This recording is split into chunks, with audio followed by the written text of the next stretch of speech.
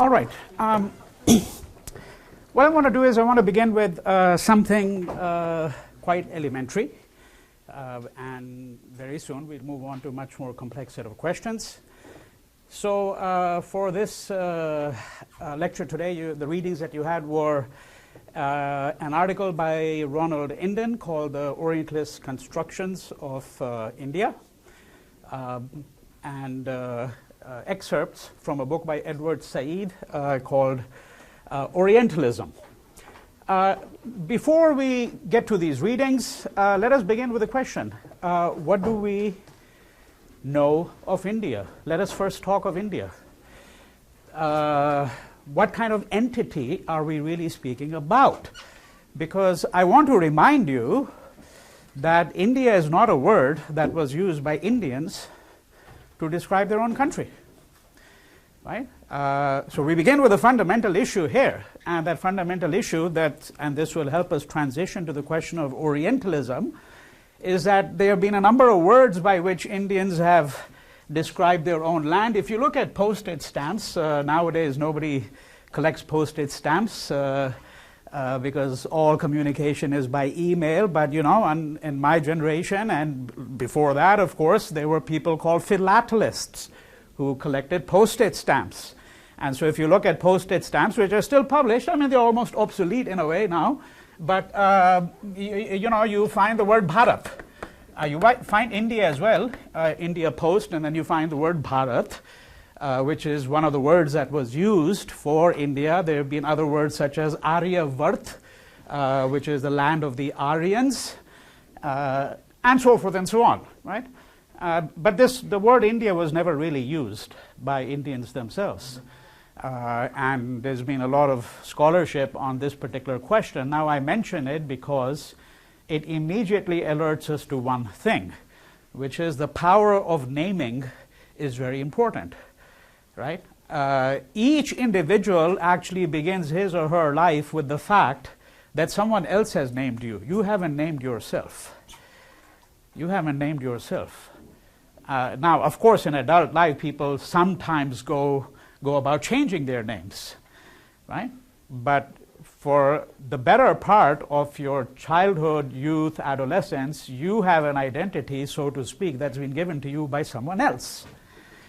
And this is also the question apropos of nations.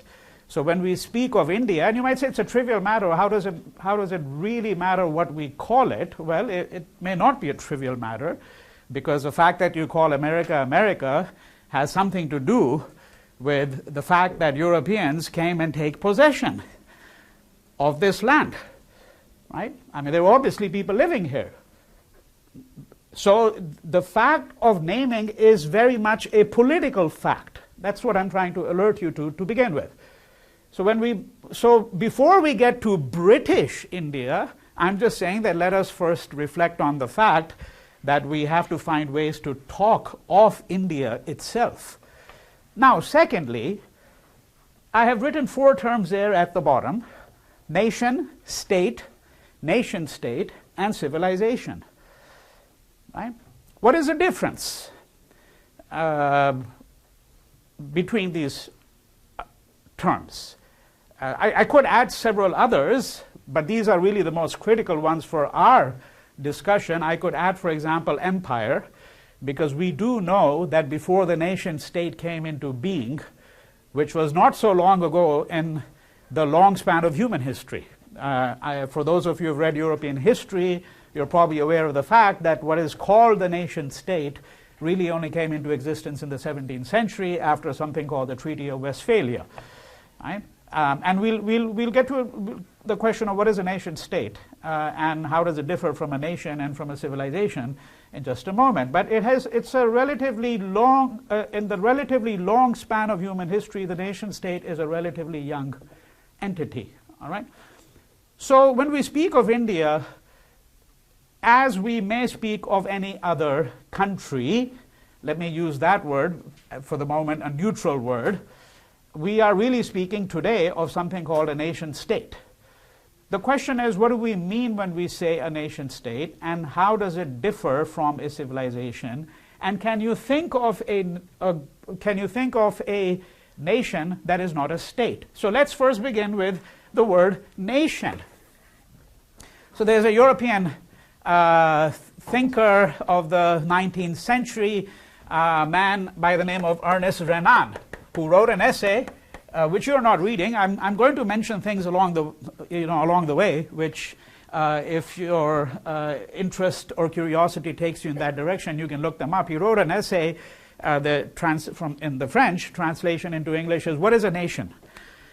Right? So let's begin with the question. What is a nation? Anyone? Yes?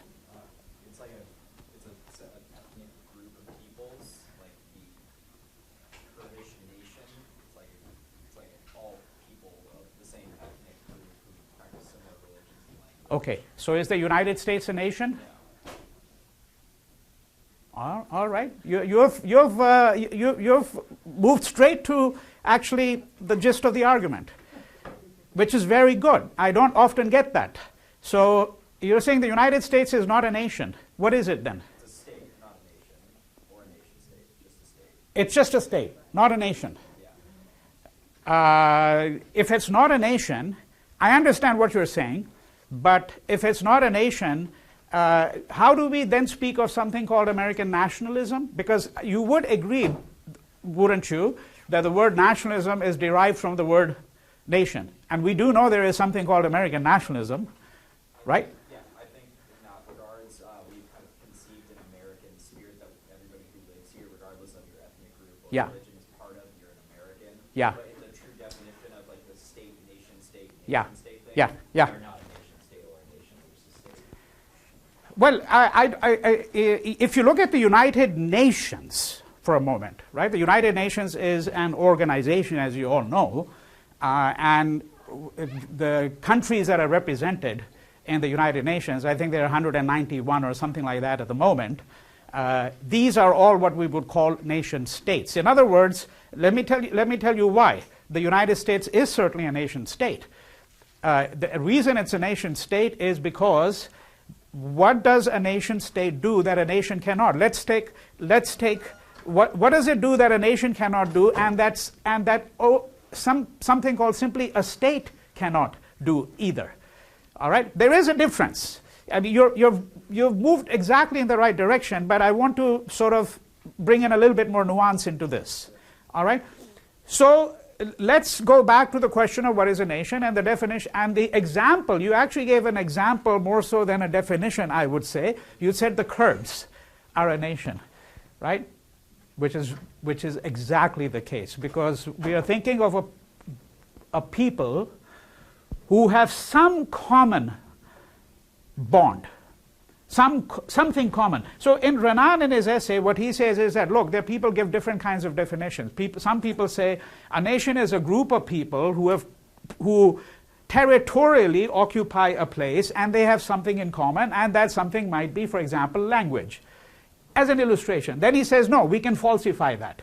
Because, for example, Canada is a nation state, and we know that English is not the only language there. I'm picking a very elementary example because there is one other language, as you know, in a certain part of Canada which is dominant, and that's in Quebec. French is much more common than English, right? And if you take the example of India, obviously we would be completely lost if we try to find a language that was common to everybody. So you can falsify that. You can say that. So that's what Renan will do. He'll say, okay, let me offer you several definitions that people have offered, and let's see whether each of these cases is true or not. So if you say that a nation is a group of people who occupy a territory and what is common to them is that they speak the same language, wrong. What is common to them is that they have the same religion, wrong. Right? India, again, would be a very good illustration of that, because obviously you have people who are Hindus, Muslims, Christians. The United States would be another illustration of a country. You could say, of course, that the predominant strand of American history has been Christian, predominant, right? Okay, and you could say that, well, hey, look, who's occupied the White House for the last 250 years? Has there ever been a Muslim? Well, of course, I know there are some people out there who think Barack Hussein Obama is a Muslim, right? But has there anyone who has not been a Christian? Right? So you could complicate it that way, but nonetheless, we know that at least in principle, the United States is a secular country, and there are people who are Muslims, Christians, Jews, etc., right, who populate this country. So you falsify that. And similarly, you can go through a number of other arguments and falsify each of them. So then you could say, well, perhaps a nation is a group of people who have a common history. Now that's complicated too, because you could ask a Native American or an American Indian whether they think they have a history that is common with the white man in the United States, right? And I doubt very much that they'll say that their history is a history that is in common, right? So this is where the complication is, but nonetheless, there is some tacit sense, which I think was being evoked here. There's a tacit sense in which you could say that people constitute a nation. Now, the Kurds are a very good example. I want to give another example of a people who are a nation but do not have a state, because the answer that was given is an illustration of a group of people who are a nation but do not have a state. What would be the other example, the most obvious example, even more so than the Kurds? Palestinians. The Palestinians. Right? A people who think of themselves as having a common history, something common that brings them together, but they do not have a state. They do not have a state. Now, you could have a state within which there may be nations, so to speak. That's a possibility as well. But what is the difference between a nation and a nation state?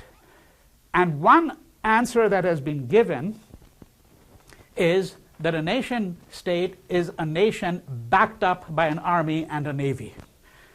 Okay, if I may put it this way. What a nation state is actually an entity that has that nation element, although there may be multiple nations. In the United States is a complicated case, because you could say that, well, there are all these different ethnic groups, religious groups, so forth and so on. But in fact, the indubitable fact of American history is that certainly by the third generation, if not by the second generation, virtually all immigrants lose their native language. They become Americanized. This is a very particular process that you can say charts the course of history in this country. Okay, right? So the process by which people, in fact, actually become Americanized, so that whatever nations they may have belonged to, they may have been Italian by ancestry, or Greek, or Indian, or Pakistani, or whatever, there's a process by which they become, quote, Americanized, right? And that becomes the dominant identity in a sense. And then the state element is the fact that this nation, okay, which is marked territorially, is backed up by the power to exclude others. Right? That's what a nation state does. A nation state, for example, has regimes of surveillance, regimes of entry and exit from the country. Of course, it has military power, so forth and so on. All right? And then we move to the last entity called civilization. But before we do that, let's just for one moment linger on in a different way on the idea of the nation state. So what are the signs of a nation state? What are the most emblematic things of a nation state? Borders. Huh? Borders. Borders, right. But every country has borders, right? So what are the ways in which you forge an identity called American? Sorry? Currency. Yes, but that's a complicated one. Let me give you a simple illustration. The euro. In Europe, there are 20 countries that all now use the euro. But they're separate states, right? No. Sovereignty or some. Yeah, but that's right. A nation state is a sovereign entity, or at least most nation states would. I mean, they all claim that on their behalf. Of course, in some cases, they can't protect their sovereignty. It can be easily violated. I am asking a different question. I am asking, what are the most ritualistic expressions of the nation state? Language? No, because English is spoken in 50 different countries. There are more speakers of English in India than there are in New Zealand or Australia or Canada, which are predominantly English-speaking countries. Ideology? No. Ideology is just an abstraction. What do you do when you go to a football game? Before the football game starts or a basketball game starts, what do? National anthem. National anthem. Every country has its national anthem, right? And if you look at the United States, you have a national anthem, you have a national bird, you have a national animal, and you have what else? Something that, a flag. A flag.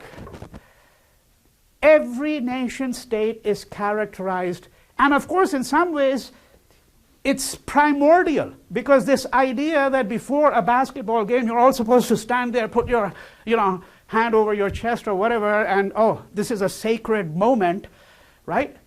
And I'm not saying that the US is the only country where it happens. It happens in every country. I mean, it happens more so in some countries than in others, but it happens in every country. And there's something quite, you could say, primitive about it. There's something tribal about it in a way, right?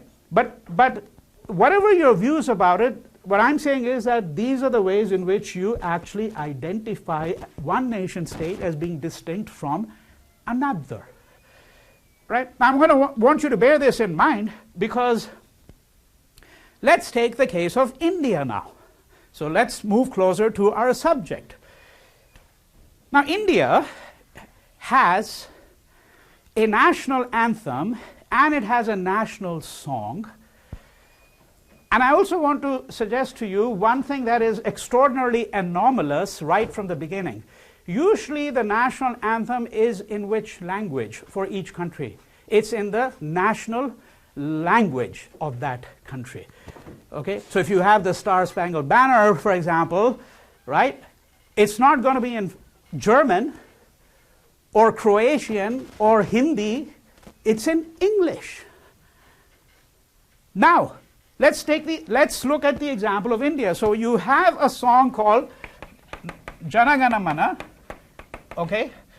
By the way, India doesn't, strictly speaking, have a national language. Strictly speaking, it doesn't have a national language.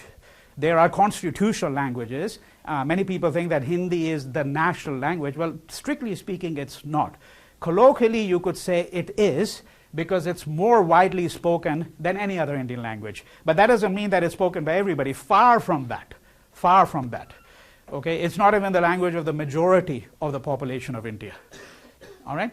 So you have Jana Gana Mana, which is, quote, the national anthem. Is it in Hindi? No, it's in Sanskrit, which is a language that is not spoken by anyone in India. Okay? It's not spoken by anyone. I mean, yes, there are some priests, pundits. Priests is, again, I'm using the Christian terminology. They're pundits, right, who know the language, and they're scholars who know the language, some scholars who have worked on Sanskrit, but it's not a spoken language. It hasn't been a spoken language. Somebody might tell me there's a little remote village. I read an article, there's a little remote village where 100 people, speak Sanskrit out of a population of 1.3 billion, but it's not a spoken language, hasn't been for centuries. Then you have a song called Vande Mataram, okay? Vande Mataram, which is Hail the Motherland. Half of it is in Sanskrit and half of it is in Bengali, which is a language spoken in eastern India. In eastern India, it is not understood by the majority, the vast majority of the population of India.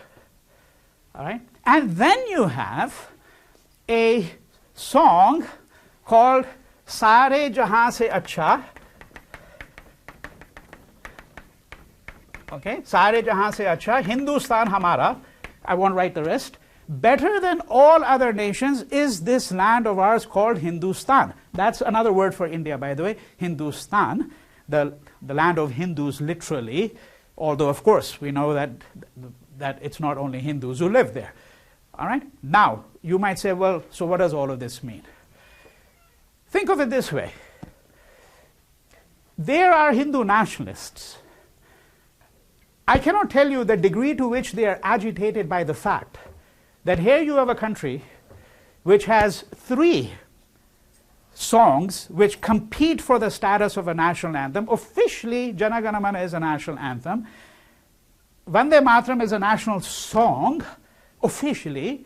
Sare Jahan Se Acha has no official status, but in fact is much more popular than either of these two.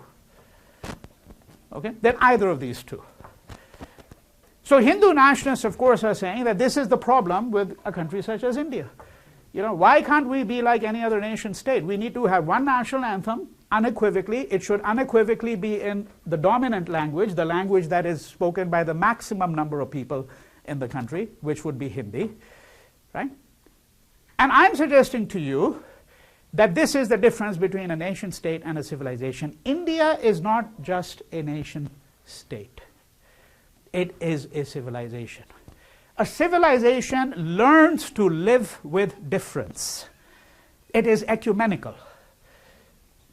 For a very long period of time, people have been entirely comfortable with the fact that we did not have a national anthem in India in Hindi.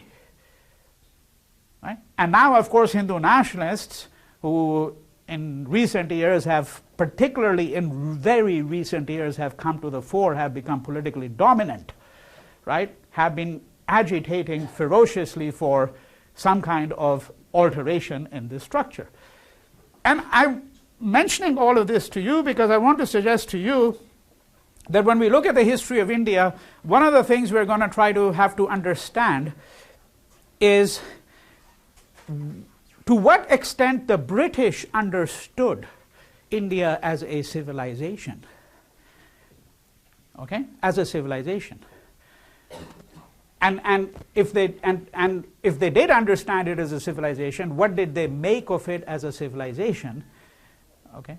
Because that concept I'm suggesting to you is far more expansive and ecumenical than such things as a nation state. As a nation state, India is very young. Its history goes back only to 1947, to the time when the British rule ended in India, and then India became a sovereign state, right? As a civilization, its history is much older. Talking about several thousand years over here, right? So keep this in mind. Now, secondly, before we move to the question of Orientalism, let me just ask you, let's supposing if someone said to you, what are the 10 things that come to mind, right, in 1 or 2 words or 3 words? I don't have a fetish for 1 word, just in case you might be thinking that, okay? But let's supposing that, what are the 10 things that quickly come to your mind when you think of Japan? So you might say, sushi, ramen, kabuki, sumo, karate, right? You understand, right? These are there's a book by a French structuralist, Roland Barthes, died some years ago. The book is called Empire of Science. It's a kind of a structuralist reading. Let's supposing you are a foreigner, you go to Japan, you spend some time there. Japan seems a place that you could construct through various signs, right? And you could add some more. I could add, let's say, 20 other terms to that. I could add kimono, for example, okay? Sumo, whatever, right? Anime, you know, and maybe I could just think of some corporations, you know, that immediately come to mind: Toyota, Honda, Mitsubishi, right? So forth and so on. But you see that what he's saying is that, so he's got about 15, 20 chapters, and there's a chapter on kabuki, there's a chapter on ikebana. Ikebana is the art of flower arrangement. You know, there's a chapter on sumo. These seem to be roadmaps to a country called Japan. If you had to reduce a country to a few signs, this is how you would do it, right? So what would be the, let's say, 10 terms, words or terms that might come to mind in an instant if I said India? Curry. Curry. Bollywood. Sari. Okay. And anything else? Elephants, exotic. Elephants. Yeah, elephants. Yeah, but you know, Africa has elephants too. Yeah. Yeah. No, elephants is a little complicated. No, you're right. You're right. But it's a little. You know, you could come up with sharper terms. I mean, one place that every American or every European goes to when they go to India, I have to see that. What is that? The Taj Mahal. You know, I can't tell you how many National Geographic articles have been written on India where you see the holy man, okay, the yogi, the Taj Mahal. Okay, this is how you come up with essences. Essences. Right? And, you know, food, for example, for most people it's something called tandoori chicken. Tandoori chicken, you know, or maybe a samosa, you know, right? If you've lived in Britain, you know, maybe a bit more than here. But in Britain, certainly samosa is known to everyone now, you know, okay? Chicken tikka masala or something like that, right? These would be the kind of things that you say, you reduce the country to its essences. However, there is a more complicated use of that word, and this brings us to the question of Orientalism. Right? So, what is Edward Said's argument? Anyone? As briefly as you, or as much time as you want to elaborate on it. Yes? Edward Said says that there is no such place as the Orient, which has been described. It is just that these people, the foreigners or the so-called Westerners, have come and created an idea or a thought or a belief of what these people are or what the place is and so on. Just a belief of what it is without it actually being true or not. Okay. And what's your opinion about the argument? I would say it is pretty true. It reflects how most people view the world today. It has now become subconsciously accepted. What is the it? What is the it? When you say it has become? That people of that place are of a certain type, or that place has a certain connotation associated with it.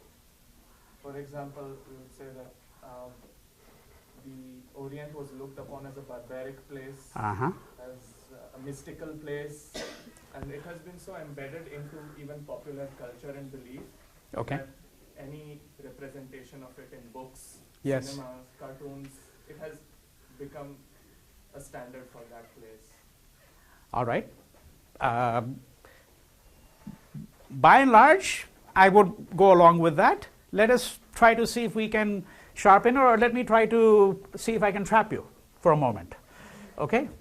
So you're saying that, well, the Orientalism has to do with a set of beliefs or ideas about a place which have no necessary relationship to what that place is like. Would that be correct? That's essentially, that's how you put it, right? Yes or no? Yes. Okay. So now the question is, has there always been Orientalism? I mean, is this something that is new? Is this a 19th century phenomenon? Is it an 18th century phenomenon? Is it a 10th century phenomenon? Has anyone here read Dante? Yeah. You have. Okay. So when was Dante writing? He was writing in the roughly 15th century about the Renaissance. Yeah, a little bit earlier, a little bit, but okay. So what does he say about Islam? It's a different You remember? It's evil. I mean, it's and where does he put the prophet? In hell. In hell. Deep down. In hell. Yeah. Deep down in hell. Correct? Okay. Right. So then let's just put these two facts, these two statements together. Therefore, Orientalism has been with us for at least, shall we say, 6 centuries? At least 6 centuries. Correct?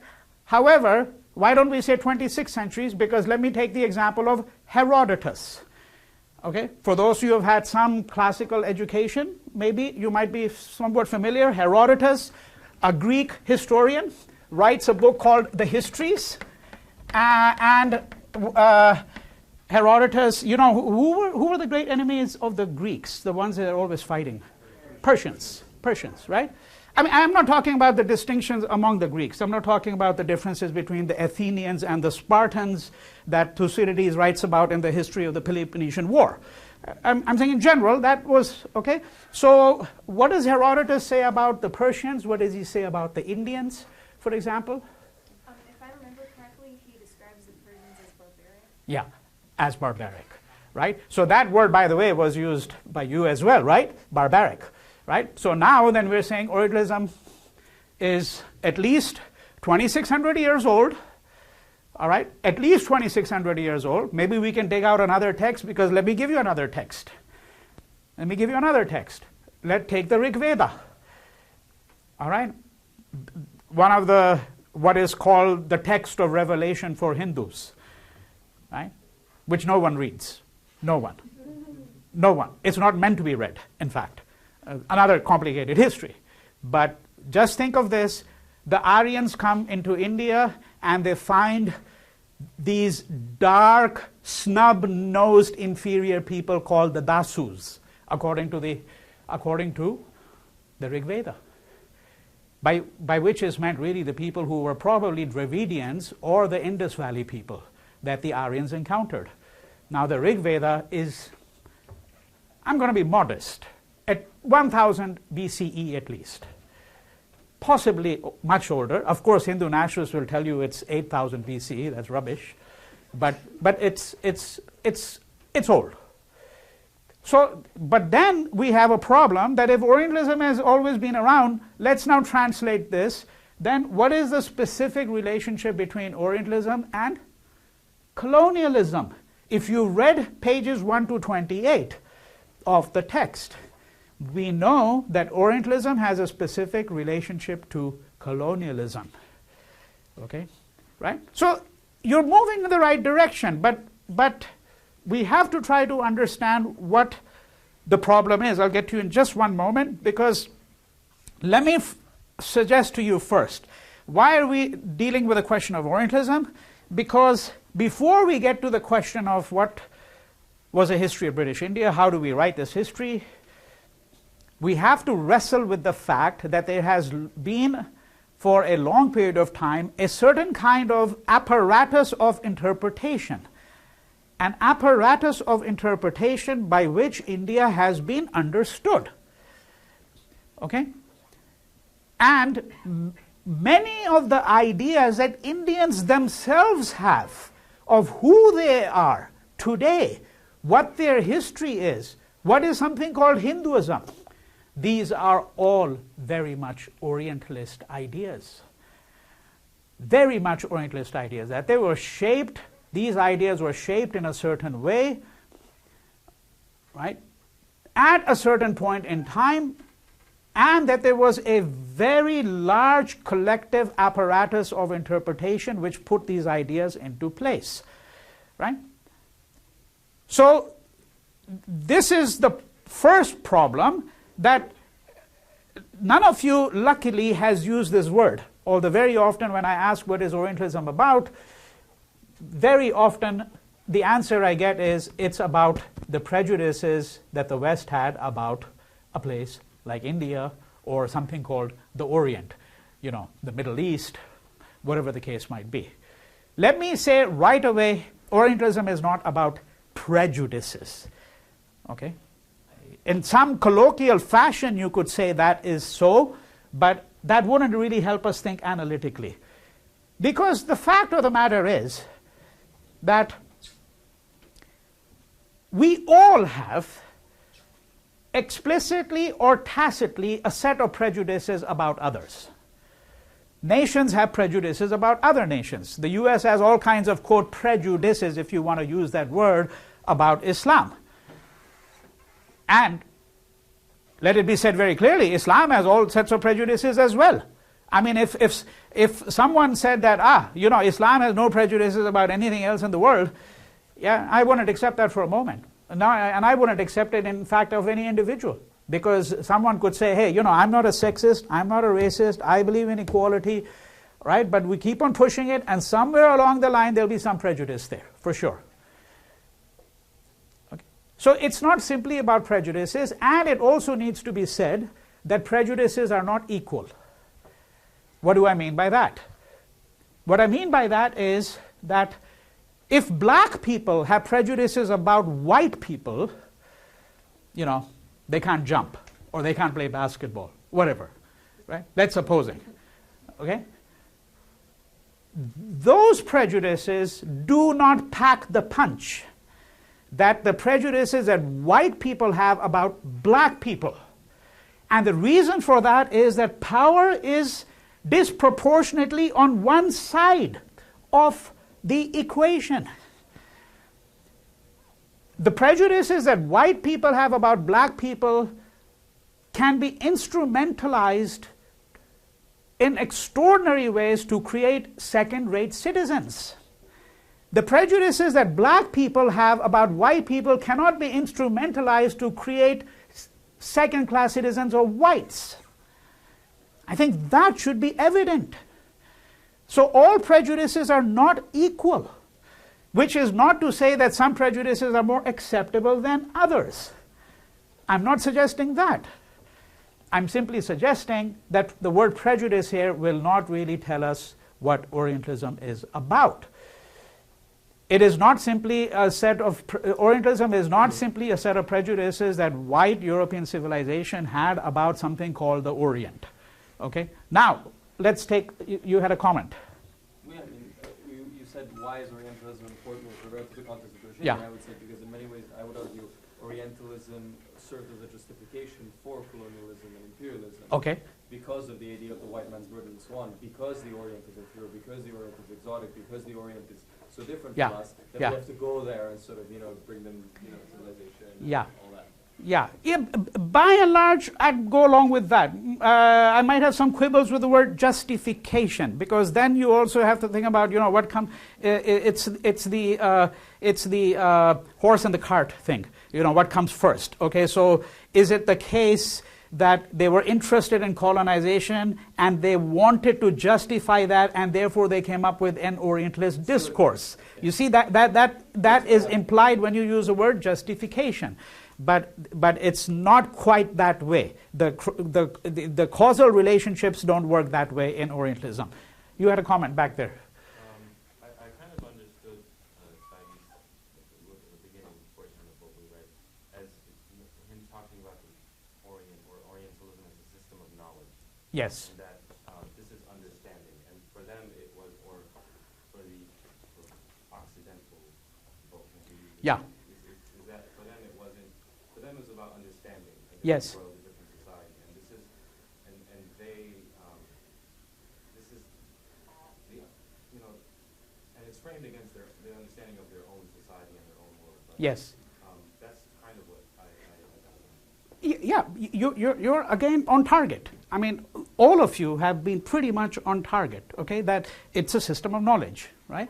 So let me try to just elaborate on what might be the best way in which we might understand something called Orientalism, and then shift the discussion by looking at the Indian article to India. That is Orientalism with specific reference to India, because the first few preliminary remarks that I want to make are of the following sort. Number one, that when Saeed writes Orientalism, and you're only reading a small portion of it, the vast bulk of his examples do not come from India in this book.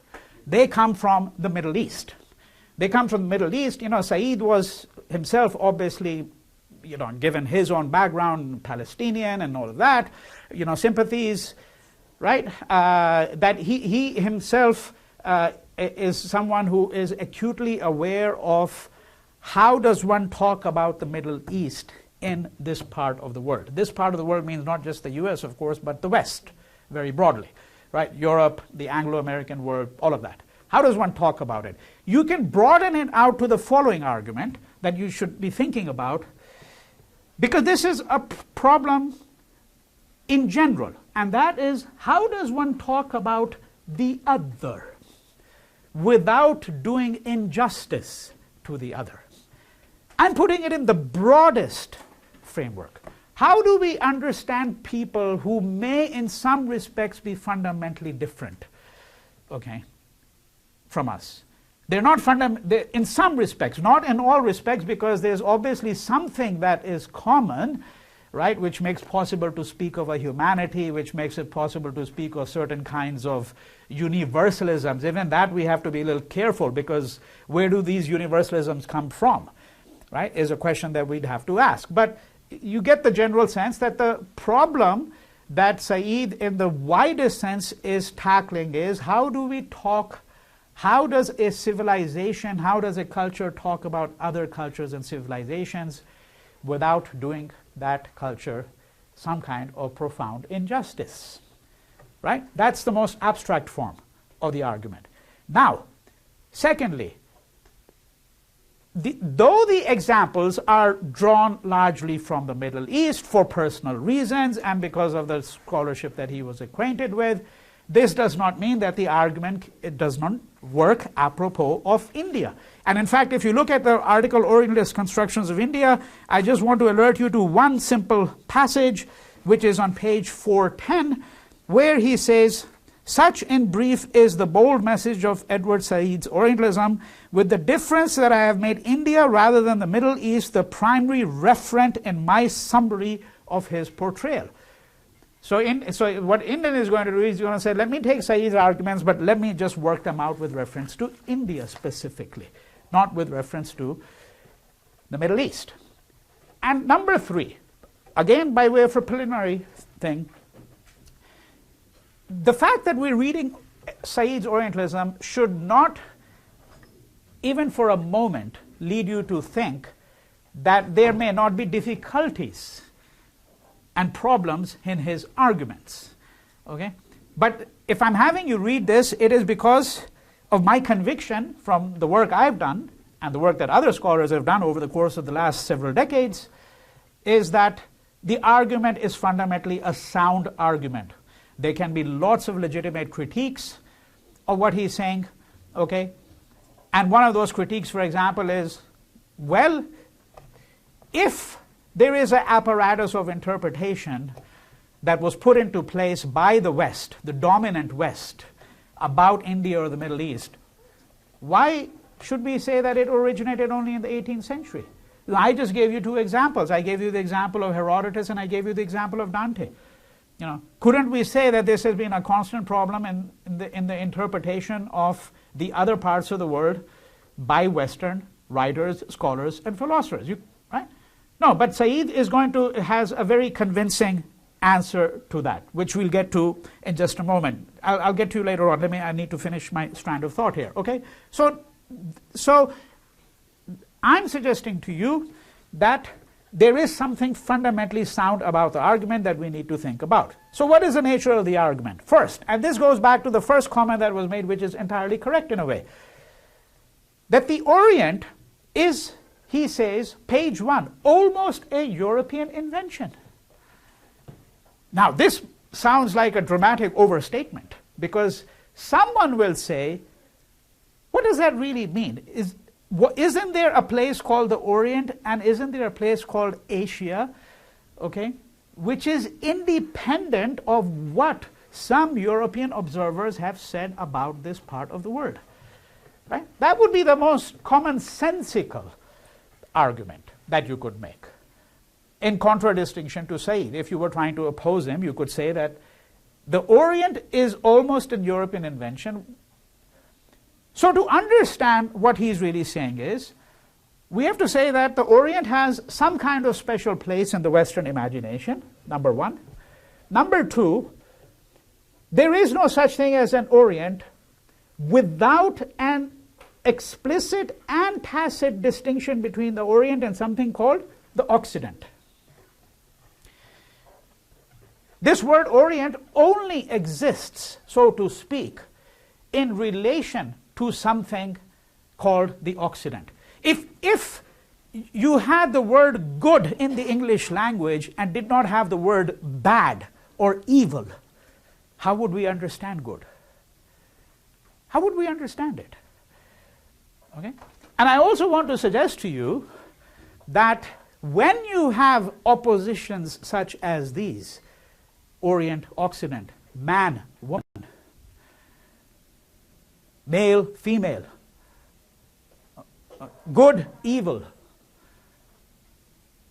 Invariably, one term of this pair is going to have a hierarchical relationship to the other. That has always been the case. So we could take a theological example from, let's say, City of God, St. Augustine, all right? And I'm going to give you the truncated version because it's very complicated. The truncated version is, okay, what is evil? What's his definition of evil? The definition is the absence of what? Good. That's the definition of evil. Evil is the absence of good. What is the definition of good? Logically, what should it be, you would think? The absence of evil. Right? No, it's not. See, that's the point.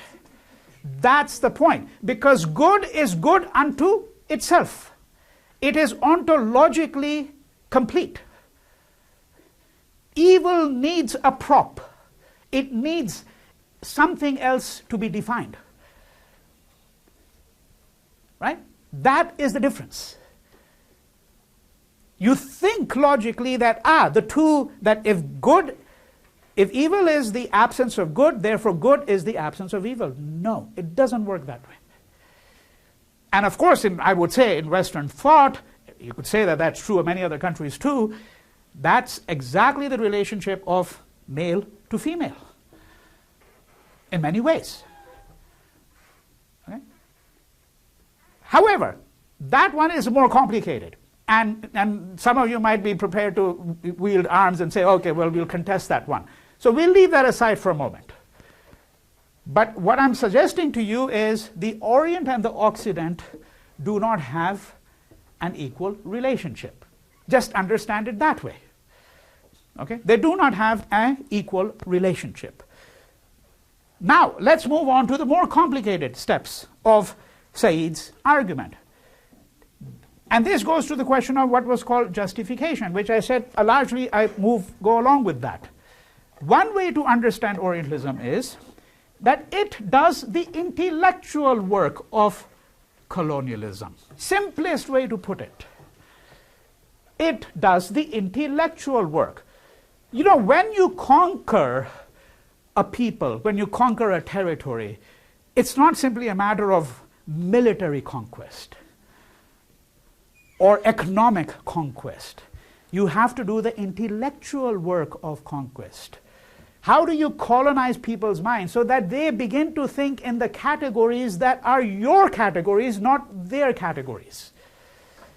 The categories through which you understand the world become their categories. And I'll do something I always do, because even though it's a course in history of British India, I keep on drawing examples from the West because that's what you know better, I hope. Right? Malcolm X, the autobiography of Malcolm X. What does he do? He makes a distinction between two kinds of slaves in the Deep South. Okay? And I have to use that word. There are no safe spaces here. All right? Because that's the word. So there was the house Negro and the field Negro. Which of the two is more colonized? He'll tell you. The house Negro is the one who's more colonized. What's the most fantastic illustration he gives of that? A person comes knocking, okay, on plantation owner A, comes to plantation owner B, knocks on the door and says, and who opens the door? Of course, it's the house Negro, right? The butler or whatever you want to call that person. It's the house Negro, opens the door, and the plantation owner says, is Mr. Johnson in? And what does he say? He says, we sick.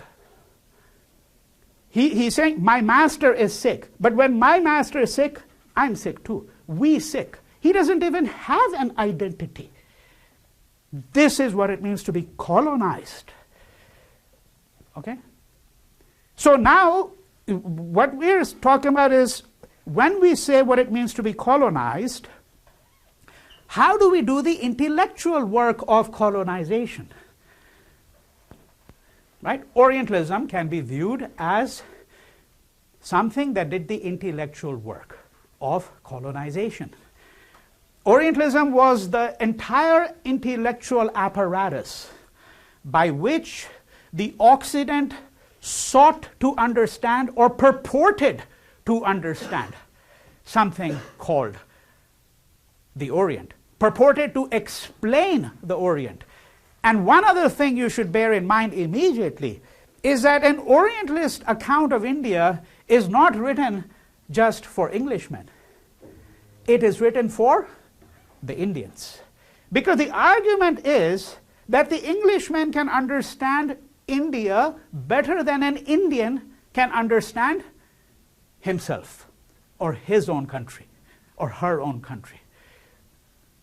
Okay? Orientalism is not simply a set of texts and whatever else is part of that intellectual apparatus of representation, which would include paintings, for example, art in various forms. It is not simply meant for the edification or the instruction of Europeans. In fact, this entire apparatus, the intent is in part to convey to the Orient, to Orientals, that they need this in order to understand themselves. An Indian does not have the rational faculty to explain himself and his own history to himself. He needs the Europeans to do it. Question? So is the end goal of Orientalism always colonization? Or is it just a system of knowledge about another? That's a difficult one to answer in those terms. Okay, end goal. Let me begin with end goal. Let us be very clear. It's not as though the Orientalists had a blueprint. Okay, so I'm beginning with that. Because when you say end goal, so you say, what was the end goal of the Nazis? They had an end goal. They had a blueprint. That blueprint was called, right, the final solution. This is what you're going to do to the Jewish race. That's an end goal. There's a blueprint. There's a master plan, so to speak. That doesn't mean that the master plan always works. Okay? Right? It's not as though Orientalism is just a conscious decision on the part of European philosophers, writers, travelers, administrators. That's the first. Okay? Because there are many things that are tacit about it. And I also want to say something that Said really does say, but I want to say it in my language, that Orientalist discourse, according to Edward Said, tells you a lot more about the Europeans than it does about the culture or the people it purports to describe. Right? So if you have 10 Orientalist texts of the 18th century, it will tell you a lot about the intellectual milieu from which these European writers came.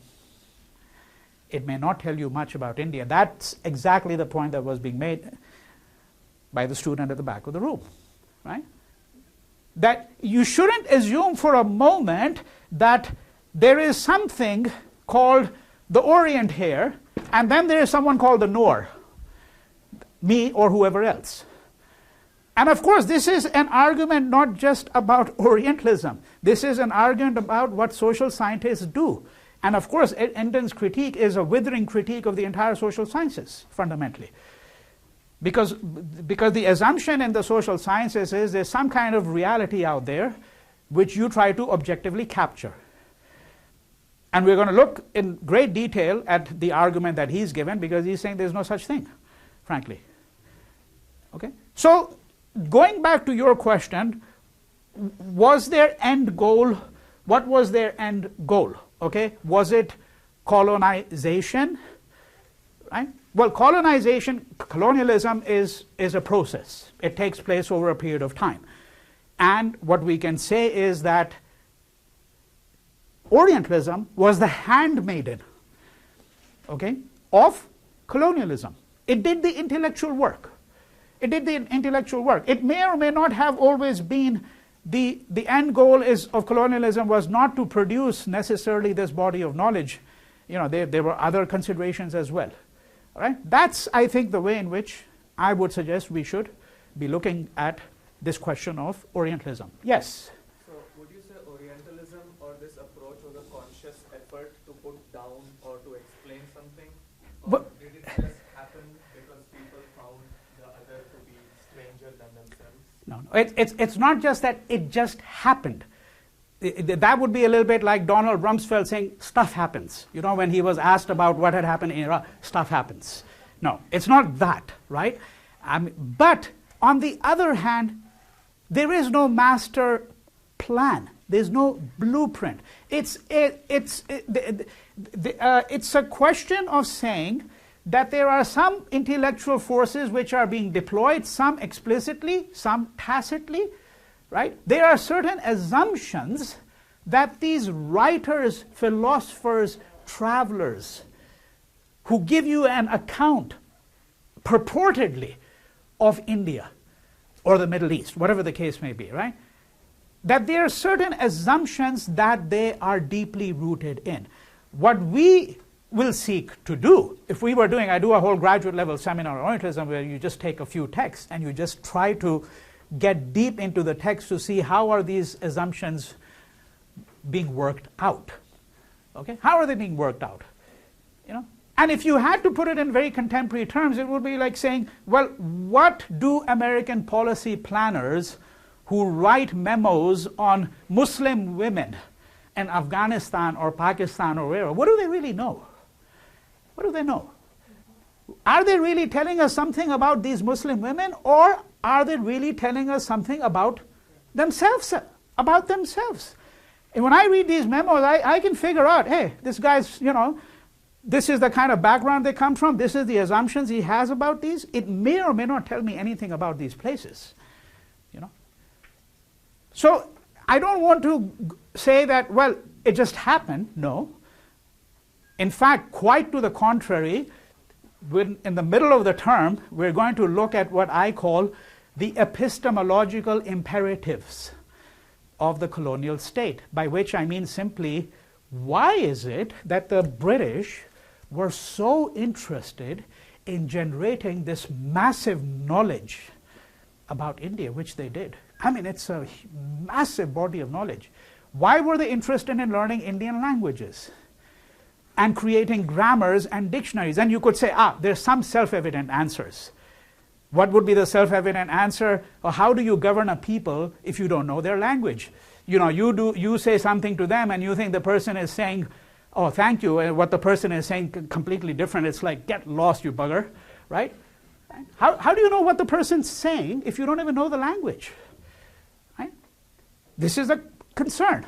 So you could say there were instrumental reasons for doing it, but it's not only instrumental reasons.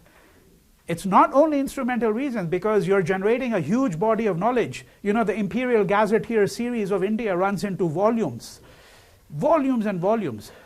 And that's why I was making the unflattering comparison with the president-elect, because these scholar-administrator types, I mean, whatever my reservations about what they write, I mean, someone like Mountstuart Elphinstone, the governor of Bombay, I mean, he writes 40 books. Okay? 40 books. I mean, the president-elect can't get beyond 30 words on a Twitter. Okay? And these books are solid works. Now, you could say that, well, he has certain assumptions about these people. But these are solid works. So it's complicated. We don't want to say that it was simply a way of instrumentalizing. Okay? But on the other hand, there is always an element which is spontaneous, so to speak. That is that you're in a situation, right? You're in a situation and you say, well, I need to know something, Okay? It's not, everything doesn't come from some kind of grand plan. Right? There is an instinct. When you go to a place, you say, my instinct is to try to understand a little bit about the other. Because how else would I get into a dialogue or conversation with the other? Right? But again, there are assumptions here, because let's not assume that all Englishmen were interested in a dialogue with Indians. They weren't, not all of them. Right? And we'll get into some of those complexities later on. I'll take a question from you and then I have to move on. I was going to say,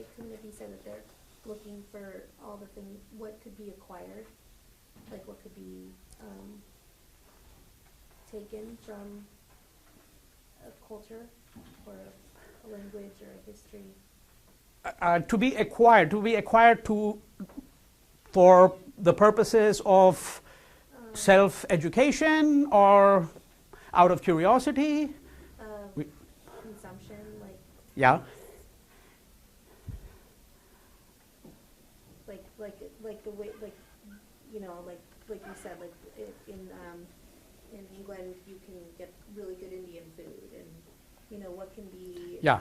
taken back to sort of and give their own culture.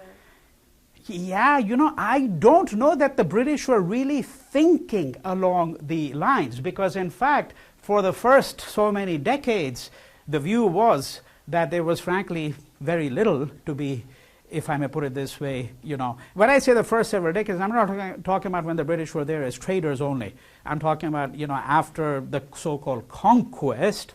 The idea was that these people, Indians, actually are people who are in need of being improved. We will improve them. Okay? So I don't think that that would really work as such. Of course, there's the odd Englishman here and there who does acquire a considerable fondness for Indian literature or culture, so forth and so on. Okay? But that's a somewhat different matter. All right? What I want to just emphasize is the following. All right? That if you're thinking about Orientalism, I'm saying that Orientalism should be seen as an intellectual apparatus by which, all right, the Orient was sought to be brought under the ambit of the West. Or, in other words, let me use a different language, it essentially did the intellectual work, as I've said, of colonization. And Orientalism is not simply these 18th century histories and 19th century histories. It could be any number of different kinds of documents and texts. All right? You know, for example, all right, let's take a late 19th century example. The British came up with this idea of what they called criminal castes and tribes. Criminal castes and tribes. And what this meant very simply was that, you know, if I am born to a father and mother, okay, criminal tribes and castes, if I am born into a person who belongs to a certain group that has now been designated by the British as a criminal caste or criminal tribe, it means that anyone born into that group is a criminal by definition. By definition. Okay? That, because the argument here was then these people have hereditary professions, such as stealing or prostitution or whatever the case might be. They are criminal by birth. Criminal by birth. And of course you could say that this is an absolute contradistinction to Western notions of liberty, equality, the idea of individual integrity, so forth and so on. Okay? Right? So there are more complex ways in which one can make the distinction, which I'm not entering into right now, such as a distinction between what another French structuralist thinker, not this one here, Louis Dumont, made between homo hierarchicus and homo equalis. If you think about the terms homo hierarchicus, the argument was that in India, the individual always exists in a scale of hierarchy, hierarchicus. In the West, the opposition is homo equalis. Here, the individual always exists in a state of equality. That doesn't mean that there's always perfect equality. Not at all. But in principle, this distinction is made by this thinker. Okay? And you could say that that's a completely Orientalist way of thinking about India. Right? So for us, the question would simply translate into what are the Orientalist ways in which the British really thought about India. And a little footnote before I forget. We called it the history of British India, not English India. I hope you know why. What's the distinction? The British Empire, there were a lot of people, Australians, Canadians, Scottish. Well, yeah, but the Australians had nothing to do with India as such, right? No. What is the difference between talking about a Britisher and an Englishman? I mean, English is sort of, it's a national sort of characteristic. Yeah. British is sort of a concept, it's an empire, it's an idea, it's more... Yes, but you've jumped the intermediary step. You've gone from the Englishman to the British Empire. What are the British Isles? Who else is part of the British Isles? The Scots, the Irish, the Welsh. That's important. It's important because this is where you'll see the complexities that the Irish, who themselves were colonized by the English, and they were, and the Scots, who were colonized by the English. And if you don't believe that, look at the first dictionary of the English language, which is not the Oxford English Dictionary. It is Samuel Johnson's Dictionary of the English Language. And what is the definition of oaths? If I'm going to ask anyone here knows what oaths are? It's not a trick question. It is and it isn't. What are oaths? Anyone? What is it? A grain. A grain, okay, eaten by? Scotch people. Oats are a grain eaten by horses, and according to Samuel Johnson, also by the Scots. If you wanted to argue that the Scots and the horses are the same thing, there you go. That's a dictionary definition. It's not my definition. That's a dictionary definition. Check it out. You can actually access that dictionary online. All right? The English colonized the Scots, the Irish, the Welsh. They colonized their own women. They colonized their own working class before they went and colonized everybody else. And so when we say British India, we get into this complexity that the same people who were being colonized by the English were very happy to, the Irish being a very good example, to help in the task of colonizing India. In fact, there's a disproportionate number of Scots and Irish who are involved in senior level positions in the administration of India. Okay? So you want to bear that in mind, because when we're talking about colonialism, colonialism first begins at home, almost invariably. The United States being the best example of that. I mean, they had a long experience of colonizing black people, of course, not to mention Native Americans, and that colonization is too timid a word for what they did there. Way too timid a word. We can think about genocide and all of that in huge numbers. So it always begins at home before we think about some terrain out over there, All right? So that's the general framework that I'm going to suggest you think about. Now, I want to say, since we are in a university, that when we speak about Orientalism, it's not simply the English out there, writing these histories, and the travelers writing these accounts, purporting to tell you what's happening. This work, intellectual work of colonization, universities were complicit in it, as they are today. Completely complicit in it. The greatest proconsuls of empire, as they're called, the people who actually, governed India or Kenya or Ghana, they were graduates of Oxford and Cambridge. And we have a modern day apparatus now which is called area studies, which helps continue this kind of work. All right? So Orientalism is the entire infrastructure, the entire intellectual infrastructure, which dealt with this place called the Orient.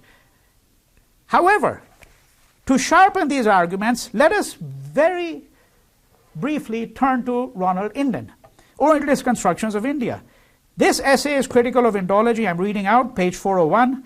Its aim is to establish a space for the production of a new knowledge of South Asia. South Asia includes, of course, Pakistan, Bangladesh, Sri Lanka, Nepal, and so on. My concern in the deconstruction that follows is not to compare the theories or explanations of these accounts with the facts of Indian history.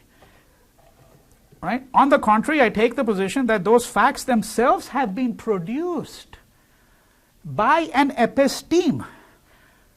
That is a way of knowing. Let me translate this into simple English. He's saying at the outset that it's not the case that there are these facts out there, okay, and then there are these theories. Orientalism is not simply a question of saying, well, there were all these theories or accounts or narratives, and then there are the facts out there. And there may or may not be any correspondence between the two. No. He's saying that these facts themselves are actually produced by this discourse. They're produced by this discourse. All right? Now, this is not a perfect analogy, but here again I'm giving it to you because you know the American context. And some of you might remember something called WMD, weapons of mass destruction. We were told that this is a fact, right? Iraq has them, and the then Secretary of State, Colin Powell, came to the United Nations and, flourished. He said, look, these are facts. Here are these documents. Completely made up. Completely made up. And you say, so Orientalism is not a question of saying, the problem is not simply that there are these theories, and then there are these facts. We have to first ask, how did these facts, supposed facts, get to be facts? What do we mean when we call them facts? All right? So this is what he seeks to do. He's basically taking Said's example, he's putting it in a different philosophical, framework, and then he says, it is my assumption that reality transcends the knower. The knower is me, you, anyone here who is a social scientist, you're an economist, you're an anthropologist, sociologist, whatever the case may be, you say, I'm going to try to comprehend that reality, right? I'm going to try to comprehend that reality. He's saying that let's first understand this reality transcends you. Of course, no economist in this country believes that, because all of economics, which someone rightly said is a form of witchcraft, is basically based on the idea, there are these facts there, and we're going to just create these models, do some number crunching, and do some regressions, and we got bingo. There's an account of the world, right? But then, of course, the problem is not simply economics. It's just a more serious, egregious example of that problem. The same problem exists in all the social sciences, right? Because the assumption is that there is this knower, right? This is what Inden is saying. You may not go along with it, because it may touch your nerve center. You're an economist or sociologist or anthropologist. You say, well, that's upsetting my world. But let's face the argument, whether you accept it or not, right? The knowledge of the knower is not a natural representation. I'm reading. The knowledge of the knower, that's me here, or the Orientalist, is not a natural representation of an external reality, right? He's saying the model that we think we are working with is an external reality there, right? And then I represent it. I represent it either through my histories, or through my art, or through my number crunching, or through my economics equations, right? Whichever way you want to represent it, there are different modes of representation. He's saying it is not a natural representation.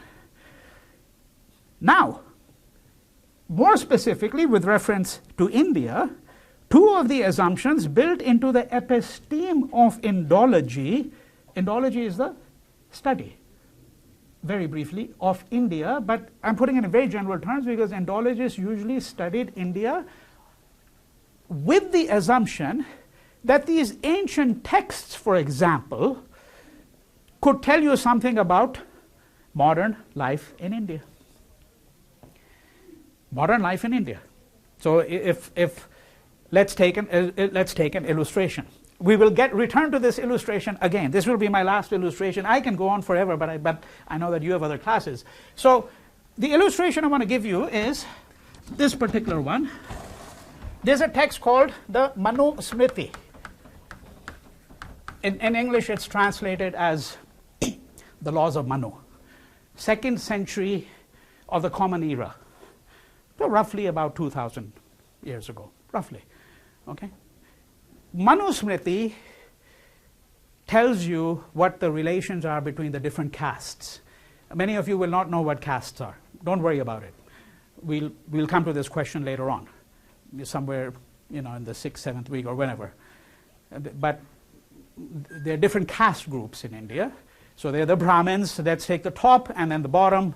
And according to the Manu Smriti, there are certain relations that guide, certain norms that guide the relations between the Brahmins and the people at the bottom, the Shudras. The Brahmins are the Pandits. They are the ones who are the repositories of sacred knowledge, the so-called priests.